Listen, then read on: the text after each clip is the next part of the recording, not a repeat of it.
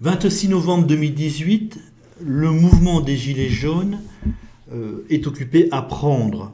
La manifestation du samedi 24 novembre a été un succès. On parle de 1 million de manifestants.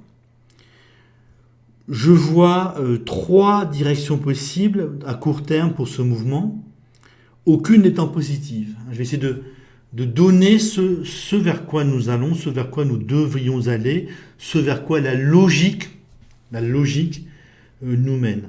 Donc trois directions possibles à court terme. La démission de Macron ou la dissolution de l'Assemblée nationale, mais pour être remplacé par un nouveau parti bobo, pro-européen, pro-finance, qui fera à peu près la même politique que Macron. Alors on peut imaginer quelqu'un qui n'insultera pas les Français pauvres, qui va les ménager pendant 6 mois, 1 an, avant de reprendre la même direction. Deuxième hypothèse, prendre le pouvoir, ce mouvement Gilets jaunes prend le pouvoir en étant minoritaire électoralement, mais majoritaire dans la rue.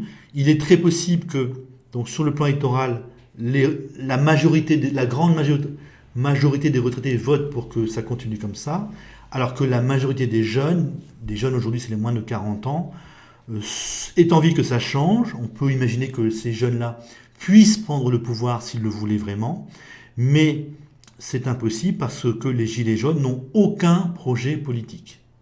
C'est frappant dans leur discours, ils ne veulent pas être pauvres, ils en ont marre d'être insultés, humiliés, ils veulent vivre, mais ils n'ont pas de direction politique et ça n'est pas prêt de commencer. Donc cette hypothèse-là est également impossible. La troisième hypothèse, mais cette fois-ci, qui ne convient toujours pas au court terme, c'est de construire un parti politique pour l'avenir, parti politique défendant les ouvriers et les employés, et arrivant au pouvoir lorsque la pauvreté serait très importante ou majoritaire. Mais ça aussi, ça n'est pas satisfaisant, mais c'est surtout trop tard, puisque l'effondrement est très proche. Il semble que le système va s'effondrer en 2019 ou en 2020. Donc il n'y a pas, je crois, de direction positive pour le mouvement Gilets jaunes. On monte un petit peu de niveau. Qu'est-ce qui se passe au fond ? Qu'est-ce qui se passe au fond ? Ce mouvement des Gilets jaunes, finalement, est un avertisseur pour les bobos. Il prévient les bobos que les Français pauvres ne se laisseront pas écraser sans réagir. Jusqu'à présent, nous avions les partis bobos, la gauche et les centristes, qui se contentaient donc d'insulter ceux qui n'étaient pas d'accord avec eux, et la droite suivait.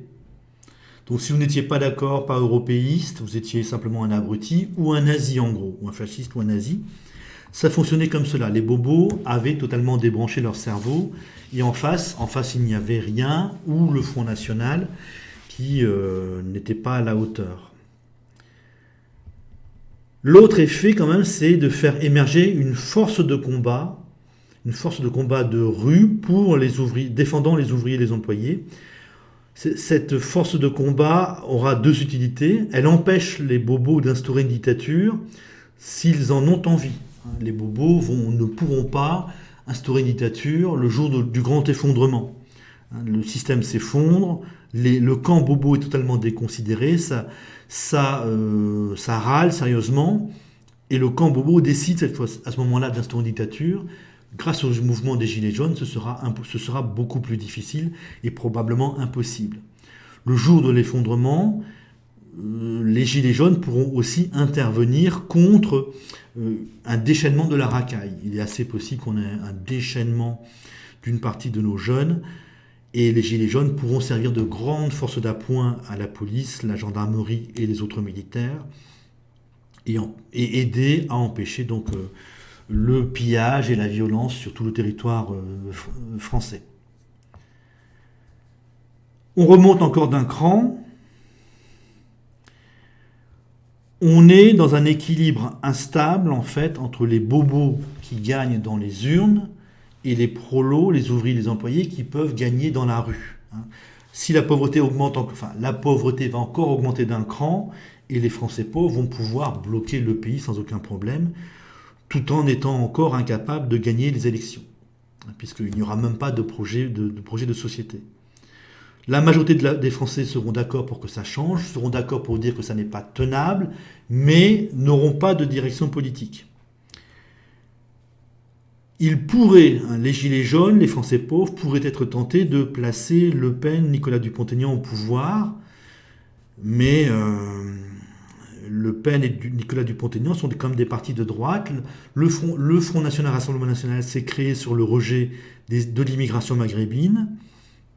Nicolas Dupont-Aignan est issu de la droite classique. Alors bien évidemment, l'équivalent Mélenchon est tout aussi impossible puisque Mélenchon, lui, vient du Parti socialiste. Son parti politique, c'est un nouveau parti socialiste qui fera exactement la même chose que le Parti socialiste de Mitterrand. Mettre Le Pen, Nicolas Dupont-Aignan au pouvoir, ça me paraît délicat à la fois parce qu'une partie des Français n'en veut vraiment pas, n'en voudra vraiment pas, et ce sont des partis quand même qui ne sont pas des partis ouvriers et employés à la base. Qu'est-ce qui se passe? Donc, on est dans un équilibre instable entre les bobos qui gagnent dans les urnes, les prolos qui sont capables de tenir la rue et de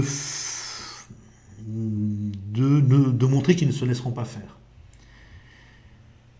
Mais je pense qu'au bout d'un moment, vous aurez un dirigeant bobo plus intelligent que les autres qui va réussir à écraser les ouvriers et les employés par son intelligence, en faisant une politique intelligente d'écrasement des ouvriers et des employés. Je crois que le fait de ne pas avoir de parti politique qui représente les ouvriers et les employés n'est pas un hasard. Ça fait quand même très longtemps maintenant que nous savons que l'avenir, c'est toujours plus de précarité pour toujours plus de personnes, et rien n'a émergé. Les Français pauvres ont été obligés, pour ceux qui ont voté, pour ceux qui ont exprimé un vote, soit de voter Le Pen, Philippot, soit de voter Mélenchon. Voilà, donc là, ce qui se passe finalement, c'est qu'il semble que le gros problème, que le nœud du problème, ce soit que les ouvriers et les employés soient incapables de faire émerger une force politique qui les représente. Une force politique, une force consciente, et on n'aurait qu'une force brute, en fait, se battant dans les rues. Et je pense qu'à un moment, vous aurez un dirigeant politique bobo, représentant les bobos, qui sera assez malin pour écraser les ouvriers et les employés. Voilà, je pense qu'au fond des choses, c'est ça qui se passe.